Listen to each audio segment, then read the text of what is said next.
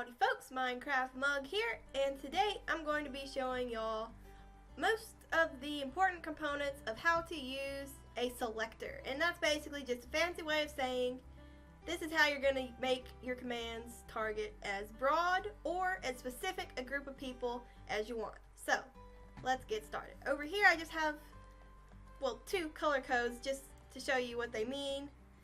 So this one, the purple one, is going to be the center of the selection, and that'll make more sense later on. And same thing here with the red one, that's going to be the edges of the area that the command is detecting. So, going over here, now most of you probably already know this, but since this is a selector tutorial, they are definitely worth mentioning because they're like the core of all selectors. So, and I just have a tell raw command set up, and that basically just sends me a message. So I wouldn't worry about that part too much. It's just for testing purposes. But @P means it's going to target the nearest player upon being activated, which is me.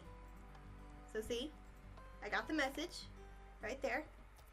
And @R means it'll teleport a random player, or excuse me, test for or pick up.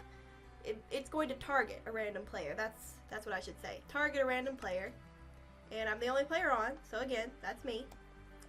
@A, that'll target all players that are online. Again, I'm the only one online, so there we go. And @Entity will target all entities. So I am an entity. All beings that move around in Minecraft are entities. So there we go. Now over here, this is kind of a different section. This is sort of, well, sub-selectors. Yeah, you might call that sub-selectors. And this is where it gets a tiny bit more complicated, but I've tried to make it, super clear, because it's easy as long as you explain it the correct way. So hopefully I can pull that off. So you see there's this tag added here. Oh, also something worth mentioning. For these other examples, I'm just going to go ahead and use the @P selector. But keep in mind, you can change that to the @A, the @R, or the @E. Either one will work. So you have X equals, that coordinate, and Y equals 3, and Z equals that coordinate. And I got that from this block over here. You probably know when you pull up F3, a big, scary looking menu comes up, but the only important function, well, that we have to worry about for right now, is the XYZ coordinate. And that basically just tells you where on the Minecraft's world you are. And a quick tip, an easy way to get a coordinate into your chat is to look straight at a block and then do set block in your command and then just hit tab. Just like that. And it'll give you the command or the coordinates in your chat, and you can just copy them. And if I go back over here, so you can see those are the same coordinates as that block over there. So the X coordinate is 465, the Y coordinate is 3, and the Z coordinate is 213. So basically, that just means instead of targeting the player nearest to the command block, it'll target the player closest to this purple block, because we told it to, test or select from here instead. Oops, I broke it. But anyway, that's how that works. Okay? And then this one adds another component to that. It is radius. So most of you probably know what a radius is. It is the distance, if you're standing in the middle of a circle, it's the distance to the edge of that circle. And that's what that does. The command block is the center of the circle, and it makes a 2-block circle around the command block because I entered the radius of 2. And you'll just change that to whatever is easiest. Now, it is called radius like it's a circle, but really it's more of a diamond shape. And something worth mentioning, keep in mind, is the radius does not go all the way top to bottom. The radius also is above the command block and below it. So, yeah, that's what that is for. Because you see I put the boundary blocks, and again, you don't need the boundary blocks, I've just put them there for a visual reference. And they're also above the command block. So it'll only go 2 blocks in each direction. So if I stand outside of it and turn it on, it won't do anything unless I stand close enough. There we go. And this one just shows you how you can combine the two. And while we're on that topic, keep in mind that you can combine and mix and match any of these sub-selectors within the little square brackets as long as you add a comma in between each one, and they'll all work.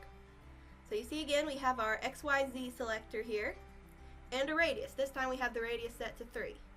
And I'm going to turn this on. This is a repeating command block, just so that it'll show when I go over here. And that block right there, that's what's specified in the XYZ. And again, the red boundaries are the radius. So if I walk into it, it's going to spam my chat with that. So I can turn that off now. There we go. Now I'll go over here. This also, you can add the minimum radius, so it'll be like a outline sort of. Again, we've got the XYZ selectors right here. And I just did a radius just to show you when I'm entering the minimum radius, but you don't have to use the radius as well. RM is the tag, and so basically that's just another way of saying radius minimum. It's an abbreviation, I think that's the right word. And if I turn it on and I go over here, all these things make more sense with visuals. And here we are. This is the 7 block mark right here. The radius was set to 7, and that's the 7 block mark. 7 blocks away from, whoops, I got too close. 7 blocks away from the middle of the selection area. And then this line right here, that's the minimum radius. So if I were to pass through this, you see I'm getting the message. But then if I move out of it into this area where the minimum range or minimum radius was set, now I'm not getting the message anymore. That is until I walk back over here. And also it still does not go to the top of the world to the bottom of the world. There's still the radius above it as well. I just didn't put the blocks there because it seems like it made it more confusing. And going back over here.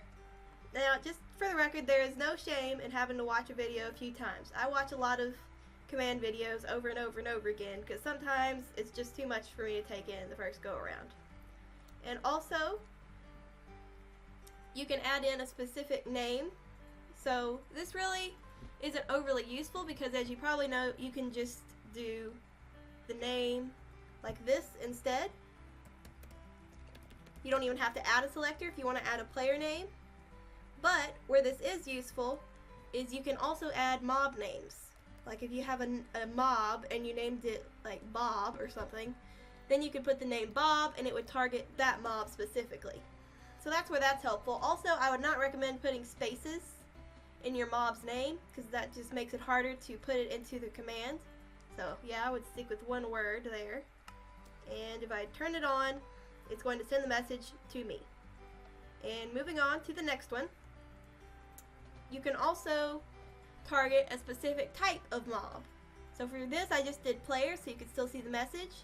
But you could target, let's say, you could target pigs, you could target chickens, you could target any mob you want, any mob in Minecraft. So just to show it works, there we go. And this is how you're going to exclude a specific mob or name from a selector command.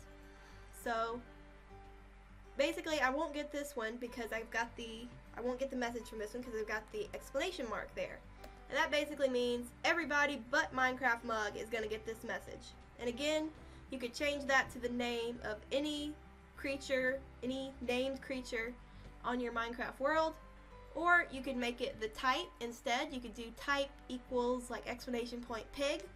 And that would target all mobs except for pigs. So hopefully that makes sense. And if I switch the lever on now, I will not get the message because, you know, if there was other players on whose name was not Minecraft Mug, they would get the message, but I will not. And the last one, this one is a little bit tricky.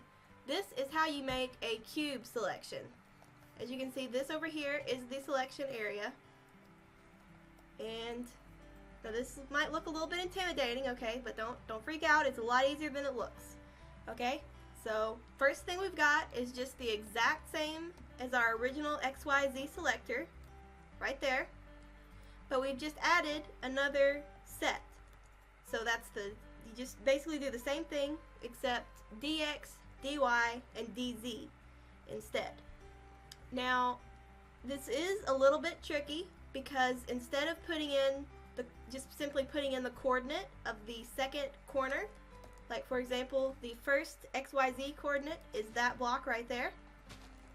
But unfortunately, I don't know why, but unfortunately, you can't just take down the coordinates of this block and enter that into the second set and have it detect, because that will not work. What you have to do is count from this block right here. So first of all, you have to know which direction is X and which direction is Y. So if I walk this way, you can see the first coordinate is kind of moving. You know, the number is changing. But if I go this way, the third number changes. So now I know which way is X and which way is Y. Second thing I have to check is if the Y goes up or if it goes down. So as you see, while I'm walking this way, now again it makes it a little bit more confusing because it is a negative number, but the Y coordinate is actually moving up because it's getting closer to 0 again. You see? It's getting closer to 0, so that means it is a positive direction. So check the same thing for Y.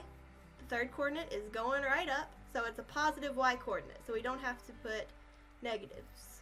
So if we wanted to do this way, if we wanted our cube selection to go this direction, then we would have to do put a minus before it, so it'll know to take, for example, 3 blocks away from the original coordinate. So we just count from there. We know that's our original block, so then we can count 1, 2, 3, 4. So then we know 4 is what we have to add for the X coordinate, and you can see we have that right there. And then you do the same thing for the Y and the Z. And that's how you're going to do it. And as you can see, it's picking me up when I get too close. And now we have made ourselves a cube selection. And that is helpful for certain things because sometimes the radius just doesn't fit with whatever you're making, and you really need a cube selection. And that is how you're going to make it. So I hope this video has helped you out. I'm also going to be making a few other command tutorials just to help y'all with your coding lives, and they'll probably be on Tuesdays. Just thought I'd add that. So I hope y'all have a great day, and yeah, that's it. Bye-bye!